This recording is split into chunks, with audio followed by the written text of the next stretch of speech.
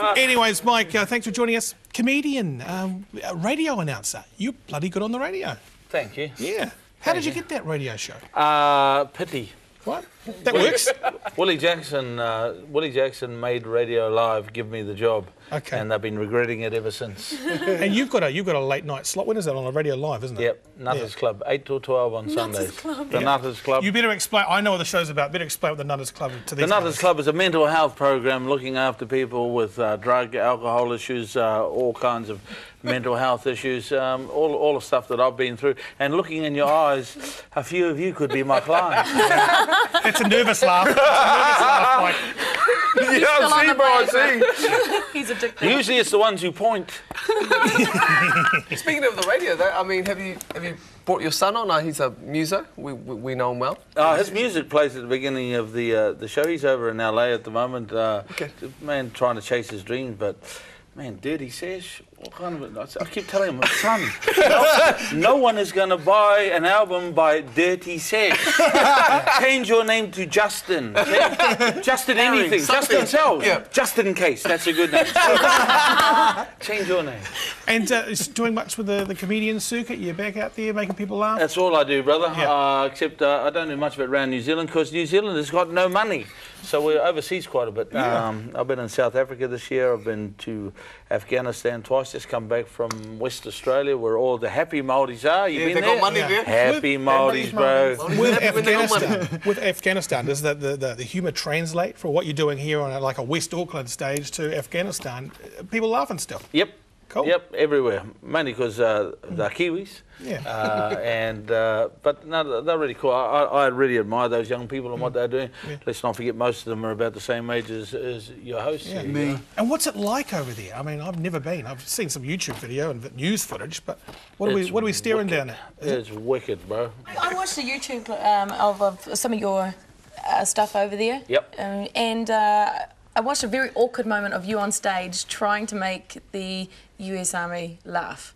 Yeah, it was an awkward moment. They're really dry balls, aren't they? Well, they've had a lot of people killed, so they've got no sense of humour. And I was talking about the Afghani people, and this guy just, you know, I said, I really like the Afghani people. They're assholes! And I'm like, hey, Yeah. dude, you do know you're here to protect them. And he just went, they're still assholes! Okay, let's move on. It was a very awkward moment. Well, it was an awkward moment because I wanted to get into him like you normally would, but he had a gun. So. They're big, kind of just robotic, nervous, Nelly type guys who are just programmed to go out there and Well, you've got to fight. remember that America have been taught that the rest of the world's the enemy. Right. In their own country, they're the most beautiful, loving people you'll ever get. Outside their country, they're nervous of everybody. That's why I moved away. Yeah. All right. So let's talk more about yourself and what's coming up for you.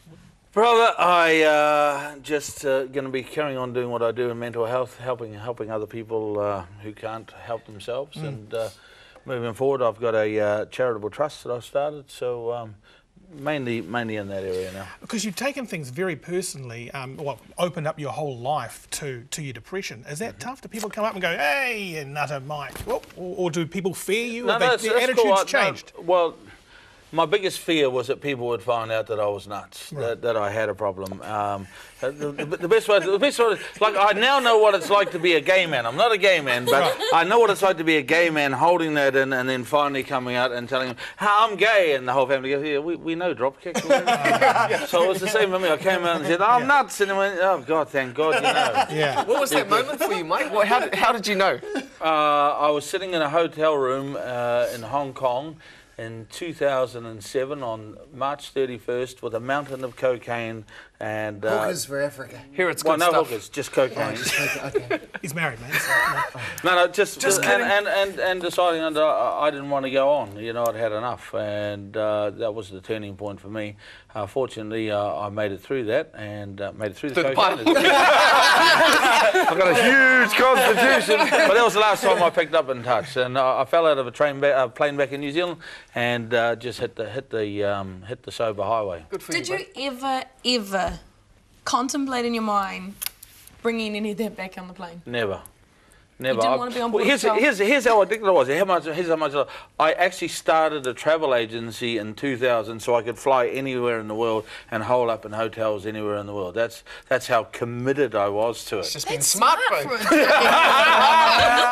No, it's not smart. So any Clever kids out there, it is not smart, children. Just kidding. Right, I'm going to move on. Nice talking to you guys. Great questions. Watch yourself, Awa. Watch yourself, mate. I've got my... Thank you for that cordial Yeah. thing.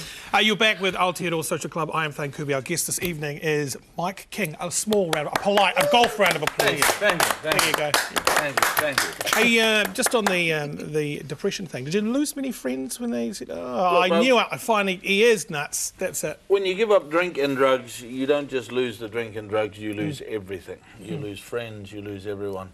But it's good. It's good. It gives you a chance to sit back, look at your demons and move forward. I've never felt so good, never been so good. So. And is a lot of this comes through what? Counselling, talking about it. Is that a form of medication or actual medication?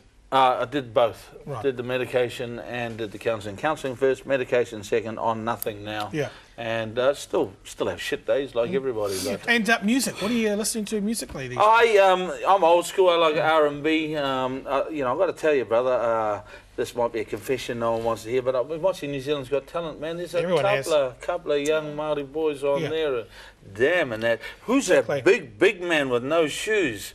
My God, he was unbelievable last week. You know? Yeah, I was it gonna, is hands down a sings like runaway Whitney, success, that show. It's a massive program. I really thought that I should audition Doing what? I think you Cameron? should. on New Zealand's Got Talent. Yeah? Doing what? Well, singing. Go, bro. Give us a taste Come tester. on, my brother. Come on, mate. Waiata, Come on, brother. We'll sit here with our buzzers. Jinga jicka jinga jicka jinga jicka jinga jicka I can't sing. No time. Go on.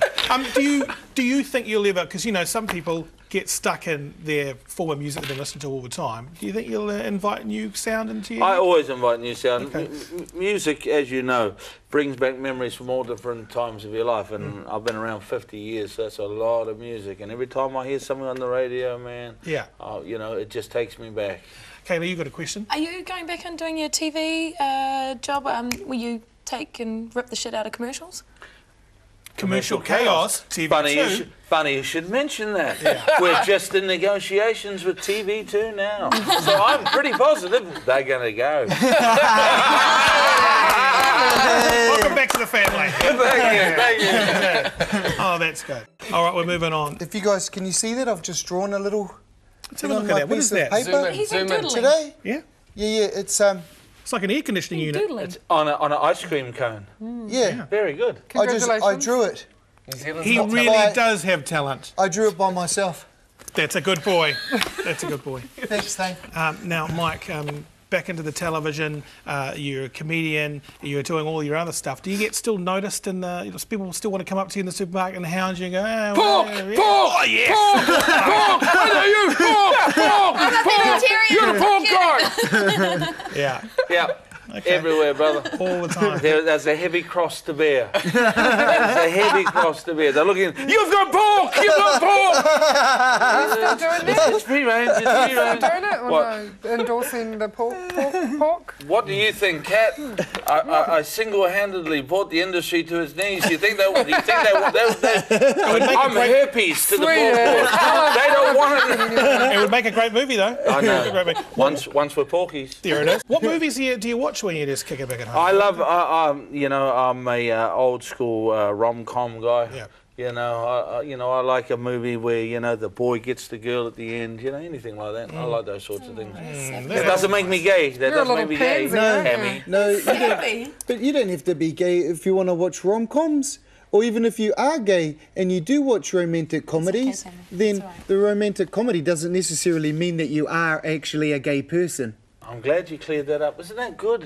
I'm Thanks glad for you that. get I don't really know what happened there. You lost me. How do we get to that? Ladies and gentlemen, That let's was check. Yeah, exactly. Really, really, really deep. Keep Thanks, drawing, guys. mate. Keep drawing. Let's check. Now, you TV's changed, isn't it? has changed. Back in my day, Game of Two Halves, that was the #1 Love show. that show. And it was a good show, but it got a bit out of hand every now and then. I remember after I had my stroke, I had a massive stroke in 2007. I came back on the show. I had no memory. and I was just sitting there, much like Tammy, and I was Drawing away. drawing away. And every now and then, Crayons. they had to actually give me 3 answers because I wasn't saying anything. I was just sitting there dribbling down the front of my shirt. And every now and then, Mark Ellis would just kick me. Oh, soccer, and they, hey! The magic of television. Perfect. When did you start in comedy? How did that all kick off? I started in comedy in 1994. Broke my leg playing rugby and turned up at a comedy club one day. Said, "Give me a go," and the fellow said, come back next week on a rookie night, and we'll give you a go." Then I went, "I can't afford to wait. Then here's $400. Really? I tell you what, if I don't make anyone laugh or anyone walks out, I'll buy the whole bar drinks. You'll never see me again." He went, "You're on." Wow. And off I went, and I went up and went on stage. The MC just gave it to me because, you know, how I got the job was I actually said, "Yeah, I think all your comedians are crap and I'm funnier than them, so give me the job." So he went out and told all of the comedians, "There's a Maori guy out there dressed like Eddie Murphy who thinks you're crap." I was like, "Oh, okay." So Yeah. I go out there, they give me the thing. MC comes out and he reverse heckled me. He goes, "Right, we got a Maori guy out here who thinks he's funnier than all everyone else," and they went, "Ooh." But if he's not funny, what we'll do is we'll make him laugh. Right. You know, if he's not funny, we'll laugh. If he's really not funny, we'll laugh and stamp our feet. And so I went out on stage, smashed him, smashed everybody, and That's came amazing. The cops came and arrested you. And what about new and up-and-coming comedians? Are they still funny? I mean, They're getting much more. do you have to be more extreme to be funny these days? No, I think I was the outer edge of extreme. I think, you know, and there's lots of people watching this who will agree on that. I think the boundaries have shifted and everyone's coming, getting a lot more clever. I think the only time you have to be extreme is when you're working with a bunch of drunks late at night. Yeah. Hey, thank you very much. Nice talking to you. Thank you, Mike. It's been great having you on the show. Give him a round of applause. Cheers, Mike. We've appreciated your time. Can I just Please. give you a big round of applause? Oh, Stan, you do a great hey, job, thank you brother. very- Great job. Just You fellas me? not clapping. Yeah, Guys. great job, thanks. Because he's not buying us breakfast.